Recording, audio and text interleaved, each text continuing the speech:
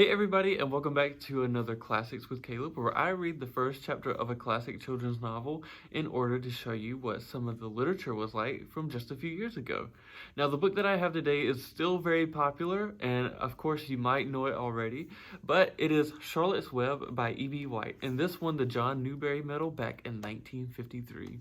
So without further ado, let's go ahead and get started with the first chapter. The first chapter is called Before Breakfast. So chapter 1. "Where is Papa going with that axe?" said Fern to her mother as they were setting the table for breakfast. "Out to the hog house," replied Miss Arable. "Some pigs were born last night." "I don't see why he needs an axe," continued Fern, who was only 8. "Well," said her mother, "one of the pigs is a runt. It's very small and weak, and it will never amount to anything. So your father has decided to do away with it."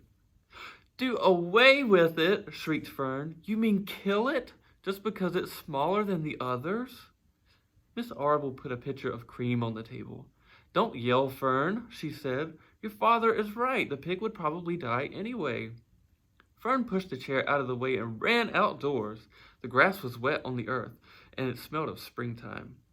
Fern's sneakers was sopping by the time she caught up with her father. "Please don't kill it," she sobbed. "It's unfair."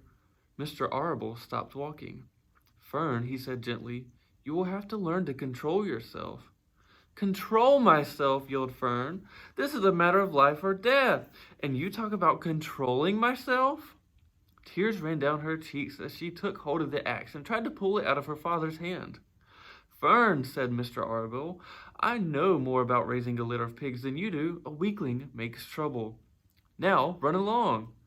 "But it's unfair," cried Fern. "The pig couldn't help being born small, could it? If I had been very small at birth, would you have killed me?" Mr. Arble smiled. "Certainly not," he said, looking down at his daughter with love. "But this is different. A little girl is one thing, a little runty pig is another." "I see no difference," replied Fern, still hanging on to the axe. "This is the most terrible case of injustice I ever heard of." A queer look came over John Arable's face. He seemed almost ready to cry himself. "All right," he said. "You go back to the house, and I will bring the runt when I come in. I'll let you start it on a bottle like a baby. Then you'll see what trouble a pig can be." When Mr. Arable returned to the house half an hour later, he carried a carton under his arm. Fern was upstairs changing her sneakers. The kitchen table was set for breakfast, and the room smelled of coffee, bacon, damp plaster, and wood smoke from the stove. "Put it on her chair," said Miss Arable. Mr. Arable set the carton down on Fern's place. Then he walked to the sink and washed his hands and dried them on the roller towel.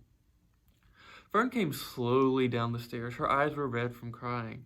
As she approached her chair, the carton wobbled and there was a scratching noise. Fern looked at her father. Then she lifted the lid of the carton, and there inside, looking up at her, was the newborn pig. It was a white one. The morning light shone through its ears, turning them pink. "He's yours," said Mr. Arable, "saved from an untimely death, and may the good Lord forgive me for this foolishness." Fern couldn't take her eyes off of the tiny pig. "Oh," she whispered, "oh, look at him. He's absolutely perfect." She closed the carton carefully. First she kissed her father, then she kissed her mother. Then she opened the lid again, lifted the pig out, and held it against her cheek. At this very moment her brother Avery came into the room.